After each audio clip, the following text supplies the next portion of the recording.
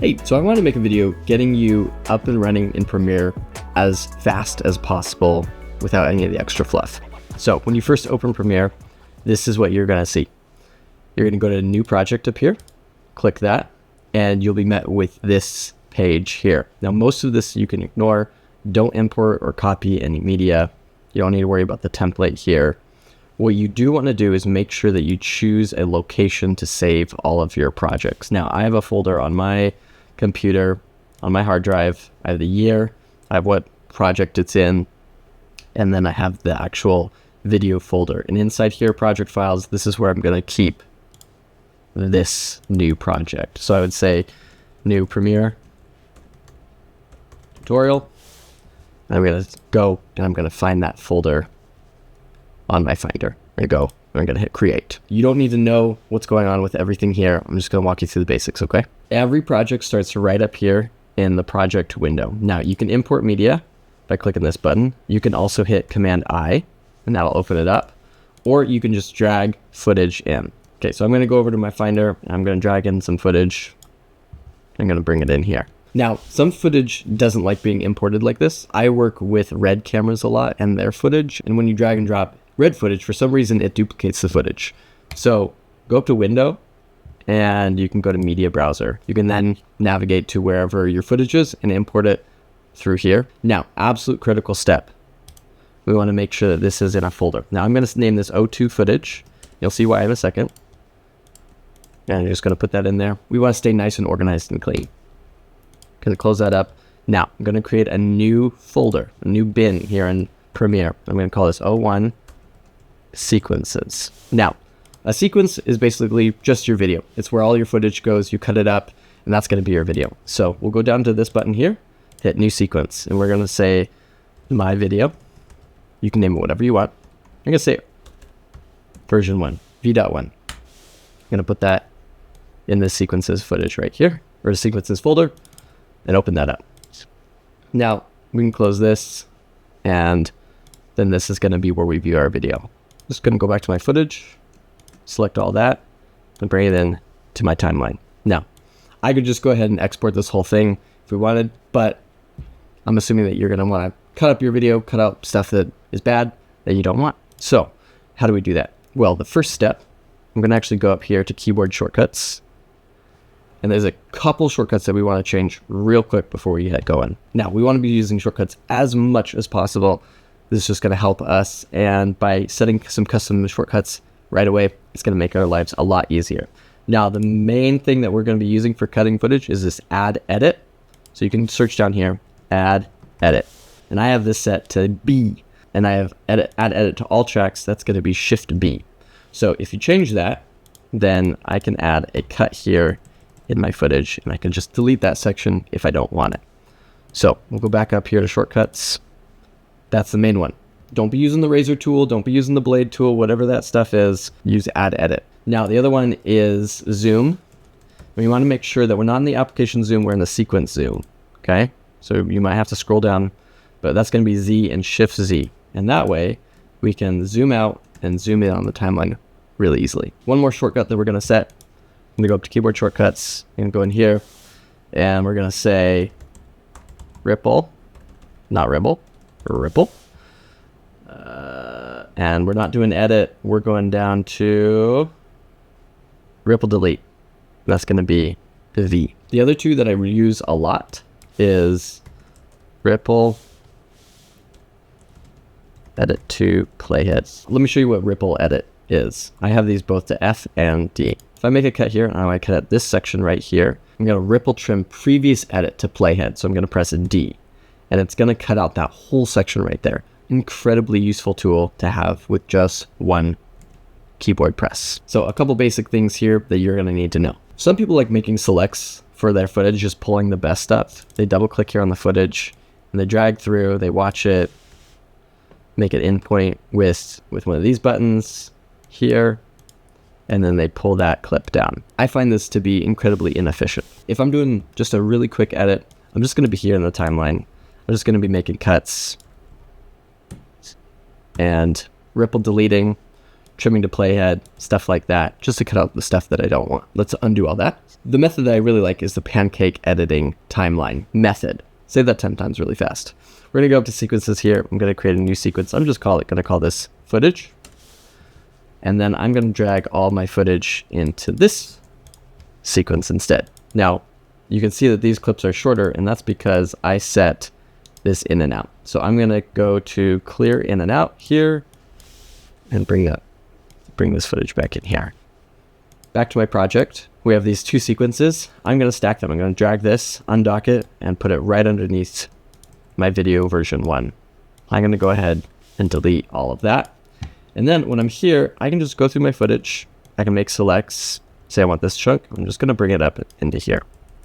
Then I gotta keep going down here, watch through. I want this clip, grab it, bring it up here. I'll take this chunk right here. We put it together. And that's how oftentimes I construct my edits. This is a really clean and efficient way. I'm not left with any junk in here. And then I can go back and reference the entire video over here. All right, couple things. What if we don't like the color of our video? We can go to our effects window here. Or if it's not open for you, go up to window and I'll be right here. Go to effects. I look up Lumetri color right here. This is gonna be a blank color effect. You can go there and you can start messing with it. So I have this selected. I can go effects controls here. I can either edit it straight in the effects controls down here, or I can have the Lumetri color, and that's going to bring up whichever effect you have applied, and I can start messing with stuff. I can bring up the whites, bring up the contrast a bunch. You can see this. Bring this open a little bit. This was filmed in log. This is not how you would usually do it, but this is how you could if you were really trying to do that. Kulidas, something like that. That's how you would add it. You can do curves. We can add an S curve. That's pretty common here.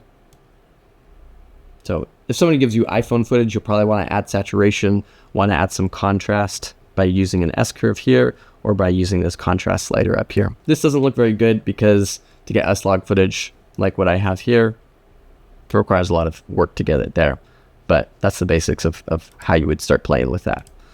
I'm going to go ahead and reset this. I don't want that. If you wanted to add a LUT to this, you would go down here to the Creative tab, and you would look up a LUT. You know, we can put something on here. This isn't going to look good because I'm still in my log, and this is not going to really apply super well for this application. But you could do something like that if you were just looking for something quick and dirty. Doing that is getting a little bit into the weeds, and we're not going to worry about that right now. So I'm going to go ahead, delete this effect off here. We don't need it right now.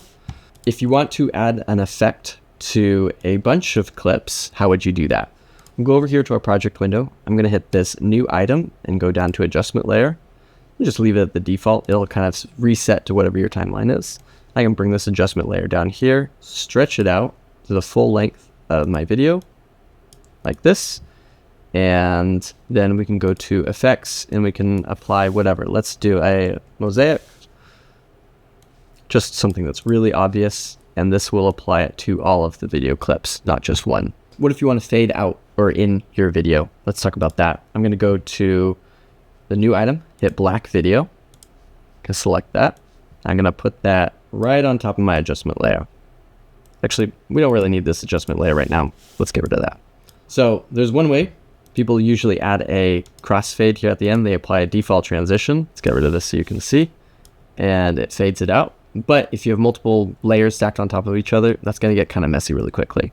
So what we can do instead, we'll delete this crossfade. Actually, I don't need this window at all right now. Up here in the black video, you can see this line. If you command click on it, it'll add a keyframe, which just marks the beginning of a new change in effect. You gotta set another one. I'm going to drag that down. Now this is opacity for a clip. And so as it goes from 0 to 100, you will not be able to see your video anymore. And that's a nice way to add a fade to multiple tracks of video. If you command click again, so it'll have a nice smooth fade out. Now what we can do, let's say we want to smooth out audio in between clips. If we option click right down here at one of the audio tracks, we can apply default transition. This will add a crossfade. Can bring that in a little bit tighter. There's these handles right here that can ease the curve. and that'll add just a nice little smoothing between audio tracks. If you want to scale video up and down, there's the effects control, and these are all the properties for your video clip. You can scale it in, move the position a little bit here,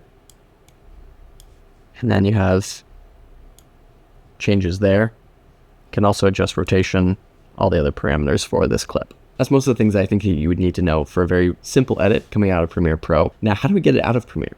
Well, the first thing that we want to do, we want to be in the timeline. We want to hit I on the keyboard, or we can hit this button right here, mark in. We want to go to the end, right where we want the video to end, and we'll just hit O, or this little button here for marking the out point. This tells Premiere that we just want to export this section of video. So we'll go up here to this handy button up here that says export. We got all these settings here. Don't get too overwhelmed. This is what you want it to be called. That's great. The location.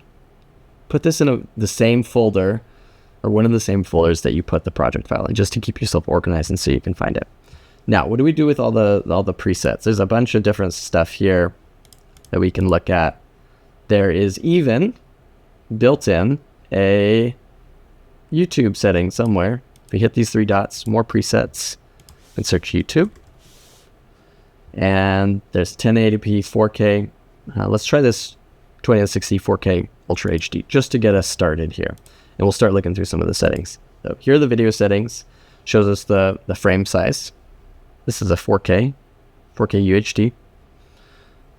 Here we can hit more. If you want the best quality, I'd say render at maximum depth and use maximum render quality.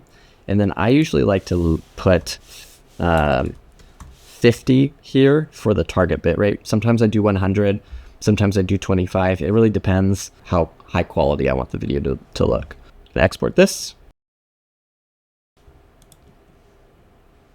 And there it is. And then you're ready to rock and roll. You're ready to export this, upload it to YouTube, all that stuff. So I hope that was helpful. If you want to learn more, go more in depth on what you can do in Premiere Pro, click this video right here to learn more. Thanks so much for watching. I'll see you next time.